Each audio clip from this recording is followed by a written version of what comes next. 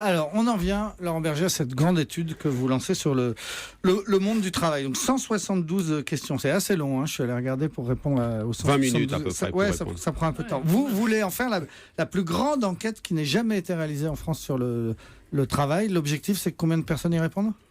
L'objectif, c'est plusieurs dizaines de milliers, pourquoi pas 100 000 personnes qui répondent à cette enquête et si possible plus. Ça a déjà très bien démarré. Depuis ce matin, on l'a lancé ce matin. Il y a plus de 6 000 personnes qui ont répondu. Ça fait déjà un flot de questions de plusieurs centaines de milliers où il y a eu des réponses. Donc, nous, ce qu'on veut, c'est remettre la question du travail au cœur du débat économique et social. Et pour ça, il n'y a rien de mieux que d'aller demander aux travailleurs eux-mêmes, qu'ils soient de la fonction publique ou du privé, qu'ils soient demandeurs d'emploi ou travailleurs indépendants, comment ils vivent leur travail, ce que sont leurs aspirations. C'est votre manière de... Excuse-moi. C'est votre manière de peser dans la campagne, alors que c'est pas un sujet qui est, semble-t-il, tout à fait... pas du tout au centre même de la campagne. Pour l'instant, et d'ailleurs c'est un problème. D'ailleurs, ça a parfois été au centre des campagnes électorales, mais ça a toujours été dévoyé. C'est-à-dire que la question du travail est toujours instrumentalisée. Soit pour dire que le travail serait un lieu terrible d'exploitation qui serait à bannir, soit pour dire que le travail, finalement, les salariés n'ont rien à dire, ils travaillent et tout est bien dans un monde merveilleux. C'est ni l'un ni l'autre. Et donc pour le montrer et pour savoir ce que sont les aspirations des salariés, eh bien, il faut aller leur demander. C'est ce qu'on lance dans une enquête vraiment unique et qui en plus est extrêmement attractive dans son contenu et dans sa forme. Mais en même temps, voilà, c'est un sondage géant ou c'est la base, des éléments pour fabriquer un programme ? Parce qu'on en a parlé, en fait, du social dans les programmes de la droite. Fin des 35 heures, retour dit Nicolas Sarkozy aux heures sup défiscalisées, durée du temps de travail. Vous venez parler de l'indemnisation du chômage. On en a déjà beaucoup parlé du social.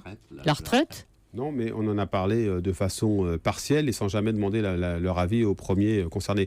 Pour répondre à votre question, c'est pas d'abord un sondage. C'est une enquête. C'est une enquête de fond. Il y a beaucoup de questions, ça a été dit. Et c'est surtout, ça sera surtout traité par des sociologues. Les questions ont été faites par des sociologues du travail. Ça va être réétudié et redressé, comme on dit en termes scientifiques, pour faire des choses qui sont sérieuses. Et ça servira à dire voilà la photographie du monde du travail telle qu'on vous le propose. Et voilà ce que sont les aspirations et ce qu'il faut faire.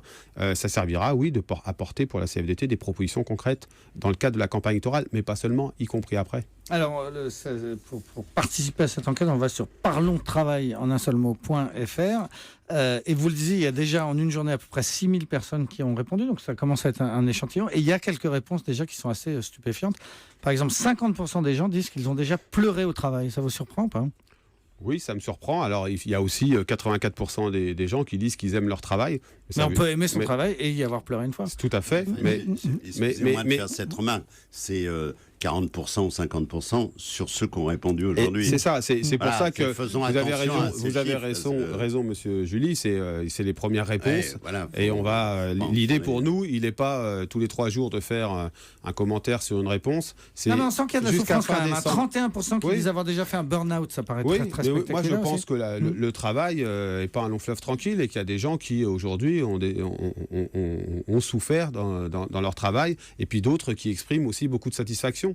Donc c'est ça qu'on veut mesurer et pas pour redresser un constat misérabiliste, c'est pas du tout notre angle, mais pour dire voilà, c'est ça la réalité. Donc comment on y répond, y compris, vous savez, par exemple, on a des questions sur la pénibilité au travail.